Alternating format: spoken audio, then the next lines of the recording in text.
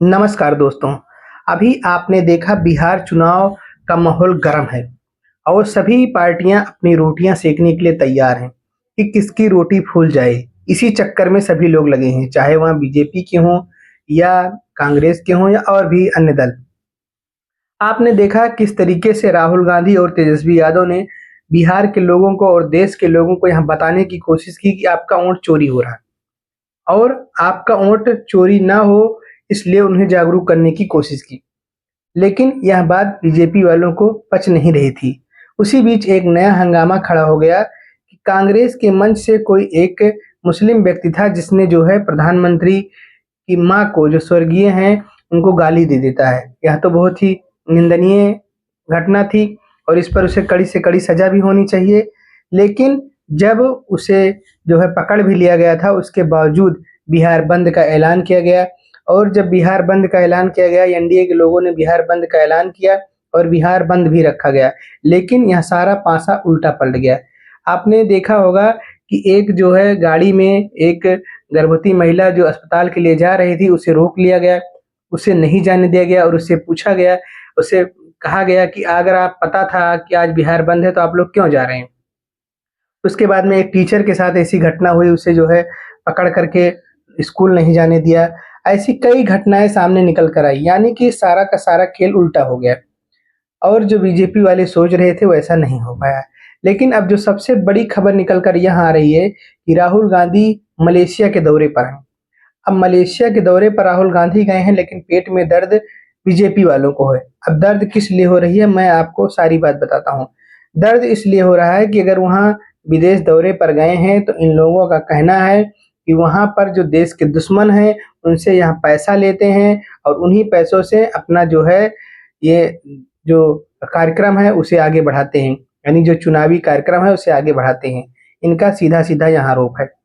लेकिन जब प्रधानमंत्री जी विदेश दौरे जाते हैं, तो उनसे भी तो पूछना, उनको भी सवाल का जवाब देना चाहिए कि आप गए थे किस काम के लिए और क्या हुआ या नहीं हुआ, ये सारी बातें उनको भी बताना चाहिए कि हम किस लिए दौरे पे गए थे और क्या हुआ, क्या नहीं हुआ।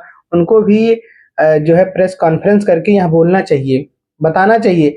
लेकिन जो मोदी जी हैं वह सामने से नहीं आते हैं, जो हमारी गोदी मीडिया है वही सामने से आकर के जो भी वहाँ से चार्ट मिलता है उसी के अनुरूप वहाँ बोलने लगती है। लेकिन मैं आप लोगों से पूछना चाहता हूँ कि अगर राहुल गांधी पर इतना बड़ा आरोप लगाया जा रहा है, पहली बात तो अगर राहुल गांधी ऐसा करते हैं तो उन्हें देशद्रोह घोषित कर देना चाहिए, उनके खिलाफ एफआईआर मुकदमा दर्ज होना चाहिए। लेकिन आज कई सालों से देखा जा रहा है जब वह कहीं जाते हैं तो उनके ऊपर सीधा-सीधा यही आरोप लगाया जाता है। मैं आप लोगों से पूछना चाहता हूँ कि जो है सरकार आपकी है, आप प्रधानमंत्री हैं, आपके सारे मंत्रीगण आपके साथ रहते हैं, सारा विभाग आपके साथ पास में है, चाहे विदेश मंत्री हो या गृह मंत्री, रक्षा मंत्री, सब आपके ही समीप हैं। तो इसकी ज़िम्मेदारी आपकी होती है कि अगर वहाँ राहुल गांधी जा रहे हैं, तो उनकी इंक्वायरी करना चाहिए, वह किससे मिलते हैं, किससे जुलते हैं, किससे पैसे लेते हैं, किससे नहीं लेते हैं, ये सारी ज़िम्मेदारी आपकी बनती है। अभी तक जितनी भी बार राहुल गांधी बाहर गए हैं, उनके ऊपर बार-बार आरोप लगा है, लेकिन यह आरोप बीजेपी वाले सिद्ध नहीं कर पाए हैं। लेकिन राहुल गांधी ने वोट चोरी का मामला पकड़ा और उसे सिद्ध करके दिखाया और जो है पेश किया और बताया कि जो है वोट चोरी हो रहा है। तो मैं आप सभी से पूछना चाहता हूँ कि बिना आरोप सिद्ध हुए आप किसी को ऐसे कैसे कह सकते हैं कि वह अपराधी है? पहली बात। और दूसरी बात कि आरोप लगाने से पहले जब आपकी सरकार है तो आपको सरकार से बोलना चाहिए, आपको मोदी जी से बोलना चाहिए। जो भी बीजेपी कार्यकर्ता ऐसा बयान दे रहे हैं, उन्हें मोदी जी से बोलना चाहिए कि राहुल गांधी को अरेस्ट करो, उनकी जाँच करो, छानबीन करो, पता लगाओ कि आखिर में क्या हो रहा है। इस तरीके के नहीं करना चाहिए।